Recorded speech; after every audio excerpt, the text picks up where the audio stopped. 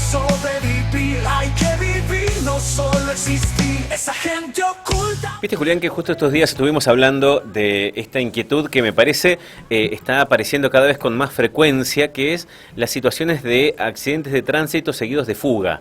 De hecho, ayer hubo una nota que publicó nuestro portal Radio App, muy interesante, porque justamente se pregunta frente a esto, ¿qué hacer ante tantos casos en donde estamos viendo accidentes de tránsito, en donde después el que ocasionó el accidente se borra del lugar? Además, Diego, también ahondar y tratar de desentrañar un poquitito qué es el concepto de fuga, ¿no? Porque hay veces que, por supuesto, que donde hay más de un vehículo involucrado o donde hay lesionados, claramente el responsable debiera permanecer en el lugar hasta que se constituya la autoridad policial y deje las constancias del caso. Ahora bien, el caso que uno esté conduciendo un vehículo automotor, una motocicleta en forma solitaria por la ruta y tenés algún siniestro, también corresponde que permanezcas en el lugar porque hay que verificar en qué condiciones se dio el accidente, el siniestro, a partir de ahí cómo va a ser la cobertura del seguro, porque puede ser que vos hayas estado conduciendo bajo los efectos de alguna sustancia. Entonces también es importante tratar de determinar estas cuestiones y en todos los casos evitar la fuga, haya daños a terceros o no. Y me pongo a pensar también en el alcance que tiene esa responsabilidad para el que ocasiona el accidente, porque a veces, por supuesto, la víctima termina teniendo la peor parte, ¿no? El que es afectado en sus bienes, pero también muchas veces en su integridad física, accidentes de variada intensidad. Pero vamos a hablar sobre las responsabilidades que hay ahí entre los que forman parte de ese siniestro, el chocado, el que chocó. Vamos a hablar sobre esto con un consultor en seguridad vial, que además trabaja en una aseguradora en el área de siniestros aquí en nuestra ciudad. Él es Fernando Zacarías y nos regala unos minutos para hablar de esto.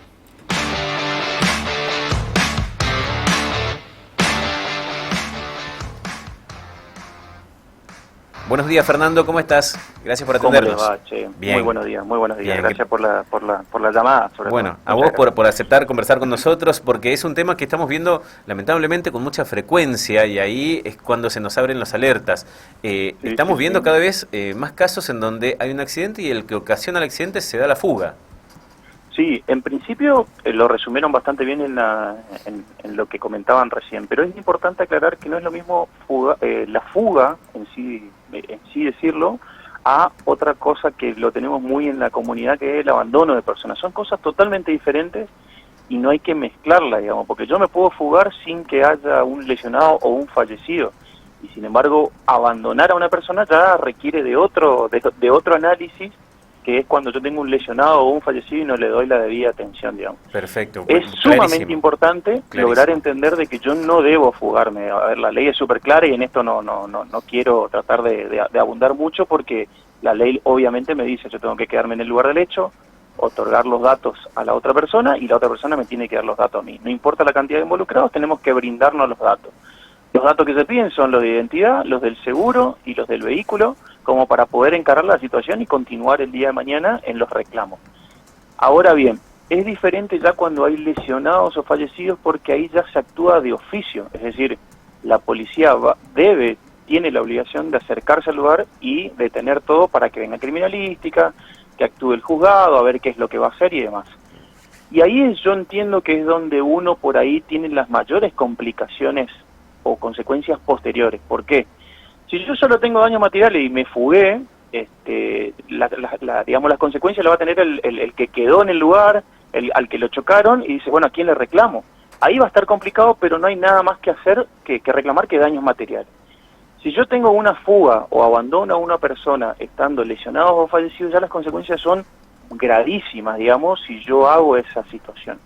Entonces, hay que tener en cuenta que nosotros vivimos de muchos mitos en la Argentina respecto a la seguridad vial. Digo, a veces, muchas veces decimos, no, me voy porque tomé 2 copas de alcohol y me voy porque me va a dar positivo. Bueno, pero quédate, no solo porque es legal, no solo porque corresponde, sino porque también porque hay algunas aristas y consecuencias en la compañía de seguro, en la justicia, que si tomaste alcohol te puede cubrir la compañía, te puede rechazar, pero de todas maneras si si cumplís con ese error de irte del lugar del hecho, es mucho más complicada las consecuencias que puedes llegar a tener. Queda clarísimo. Muchísimo más complicada. Fernando, vos además estás integrando o formás parte del equipo de trabajo de una aseguradora en el área de siniestros, y me gustaría detenernos en eso porque por ahí ese mito al que hacías referencia muchas veces es lo que motiva que la gente se dé a la fuga o se borre del lugar.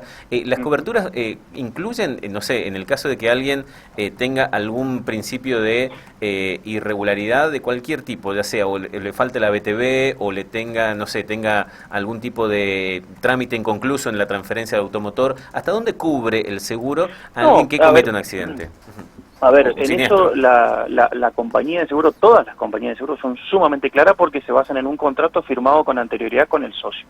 El problema que nosotros tenemos como compañía es que los socios muchas veces no leen ese contrato, entonces muchas veces no logran entender y decir, bueno, ¿cuándo me va a rechazar? Y para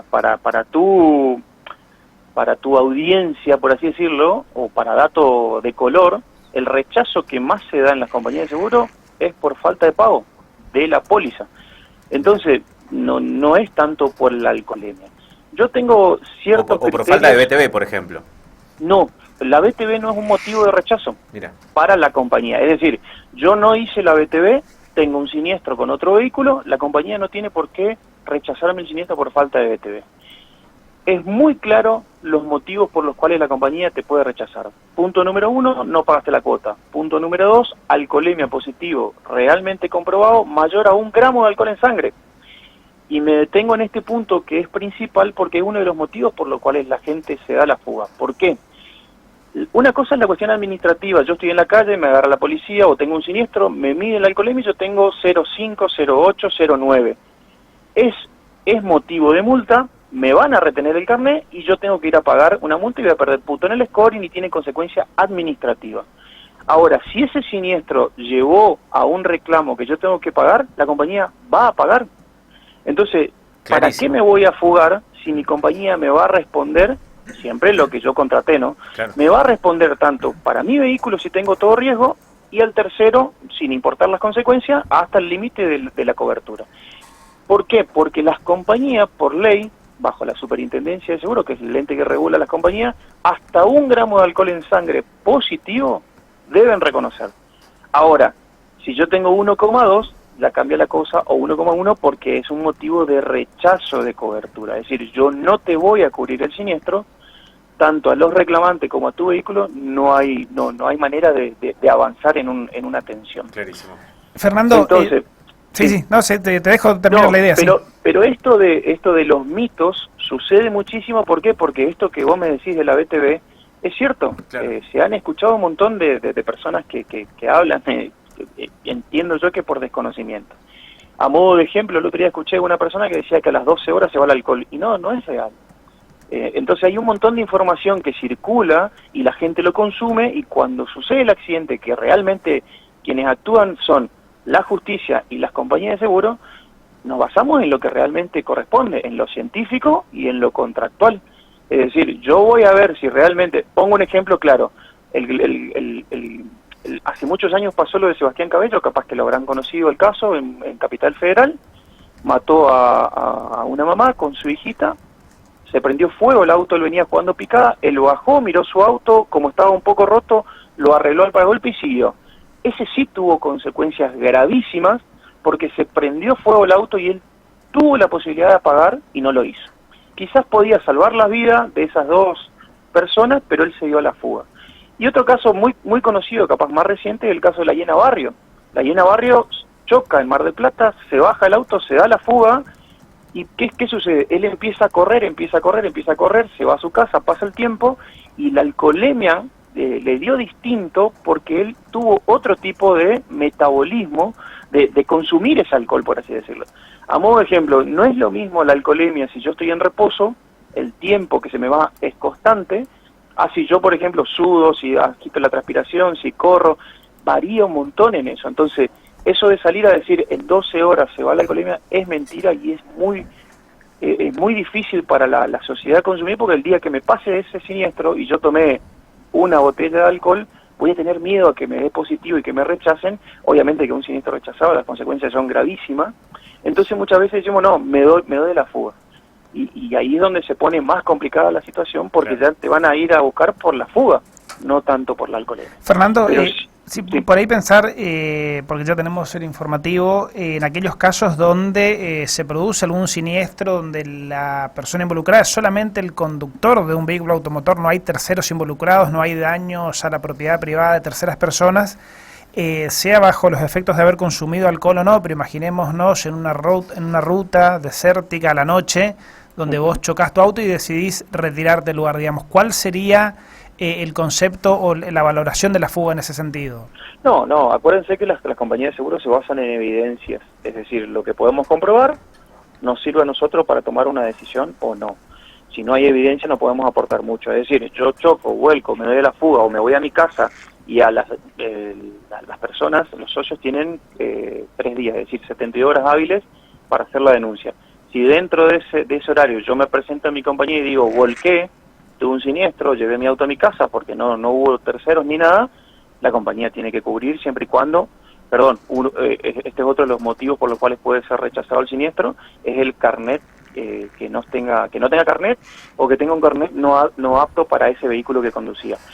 Pero si dentro de las 70 horas hábiles se presenta esa persona, realiza la denuncia correspondiente, hay que cubrirlo. No hay un motivo, digamos, para rechazo, porque no hay evidencia que nos aporte nadie como para decir te rechazamos el siniestro. Clarísimo. Fernando, te agradecemos enormemente la posibilidad de esta conversación para ir aclarando algunos puntos y quedamos aquí a disposición para ojalá poder conversar prontamente sobre otros temas también. Gracias. Cuando quieran. Muchas gracias por el Hasta llamado. luego. Hasta luego. Fernando Zacarías es consultor en seguridad vial, hablaba con nosotros a partir de esto que estamos viendo cada vez con mayor frecuencia. Muchas veces se produce por miedo, muchas veces por desconocimiento, pero va creciendo cada vez más la cantidad de casos que conocemos en donde una persona que ocasiona un siniestro, el que choca y se da la fuga, cada vez es más frecuente encontrarlo en la noticia.